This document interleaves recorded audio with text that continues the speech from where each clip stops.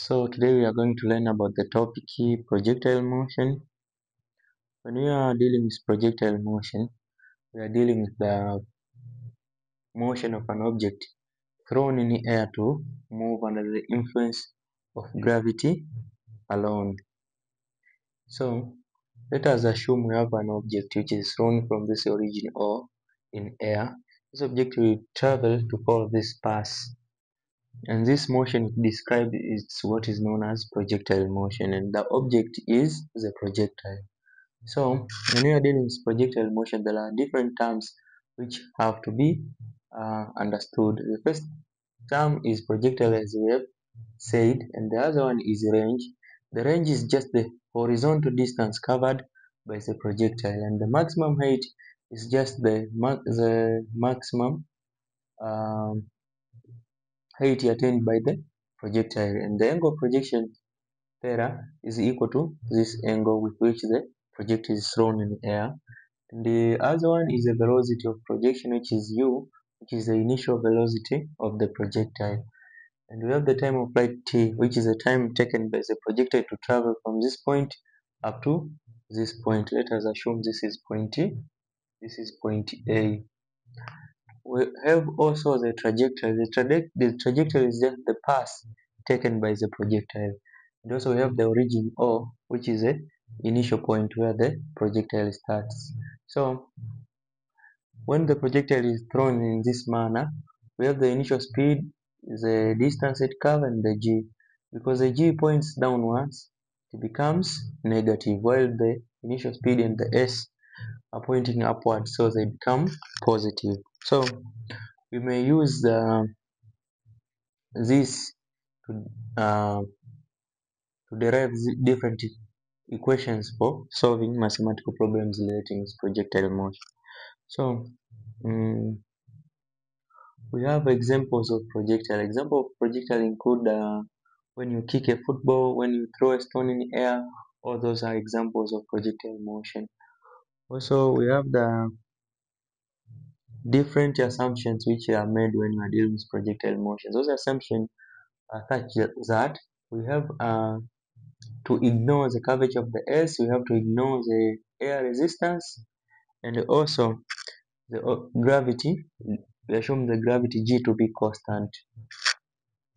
We have various limitations regarding the projectile motion because of those assumptions. Because G varies, air drags can change the um, various issues when you are dealing with projectile motion. So when you are dealing with projectile motion, you usually deal with two motions at the same time: the horizontal motion and the vertical motion.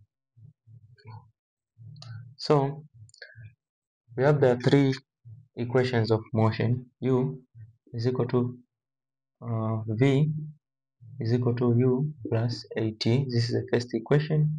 The second one is S is equal to UT plus a half AT square. And we have the third one, U squared plus 2AS. We'll use these three equations to derive various formula pertaining to the projectile motion. Let us start with this one. We have V is equal to U plus 18. V in y direction will be equal to U in y direction plus acceleration in y direction into t. So we are going to use this equation to derive the time to reach the maximum point th. So at this point, the vertical velocity vy is 0 when this t is equal to time at maximum height. So if we put them here, we'll be having 0 equals to u sine of angle plus acceleration in y direction, which is negative g times t, which is the time to reach the maximum height. So if we transfer this to this side, we will be having g times t to reach the maximum height is equal to u sine of angle. So time to reach the maximum height is equal to u sine of angle over g. And we know that This is the time from here to here, which is the same as the time from here to this point. And the total time is equal to t, which is the time of flight. It will be twice th. So t is equal to 2 times this 2u sine of angle over g. So this is a formula for calculating the time of flight of a projectile.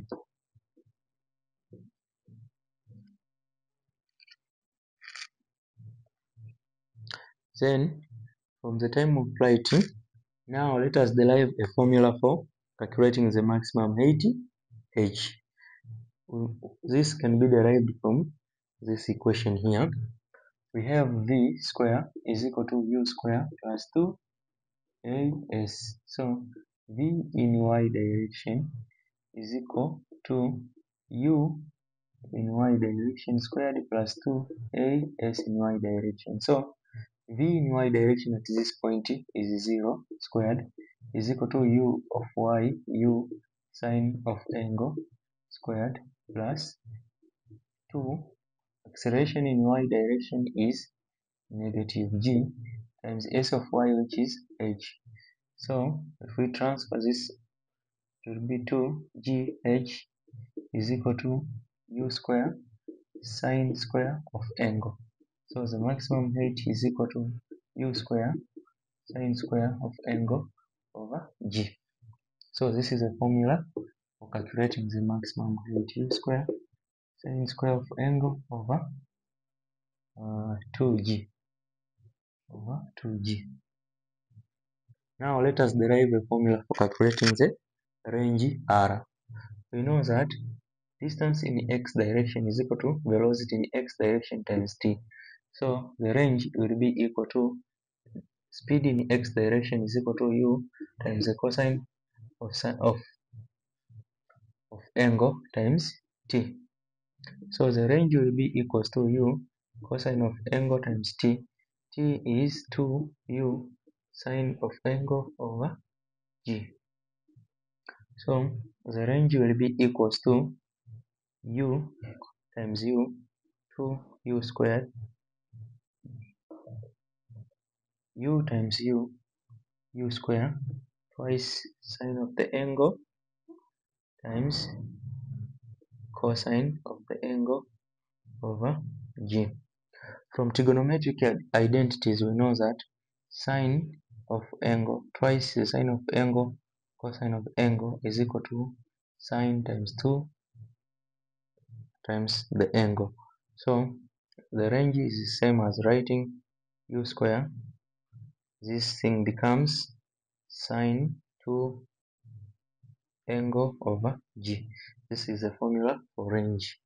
So range is equal to u square sine 2 angle over g. Now we know that range is equal to u square sine of 2 angle over g.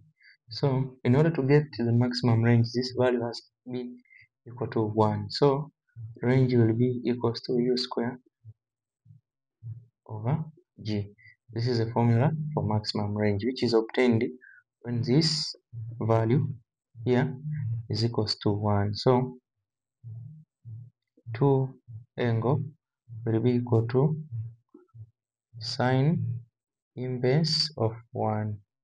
So twice the angle is equal to sine inverse of 1, which is 90 degrees. So the angle is 90 degree over 2. The angle is 45. This means that when the projectile is thrown with such that its angle of projection is 45, it usually covers the maximum range. Now let us look at the relationship between time of flight and the range r.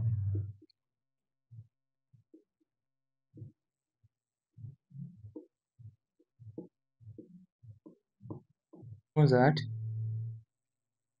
range is equal to u cosine of angle times t, and t is equal to 2u sine of angle over g.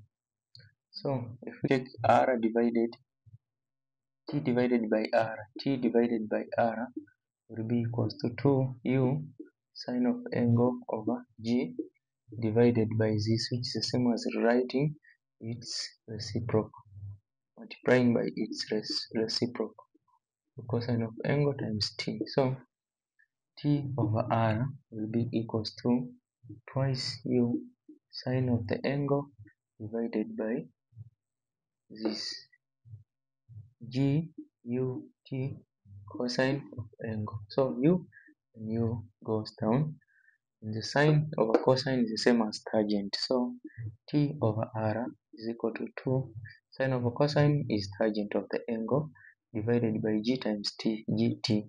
So we'll be having gt square equals to 2 times r, 2r tangent of angle. And this is the expression for the relationship between t and the r. So have gt square is equal to 2r times tangent of angle.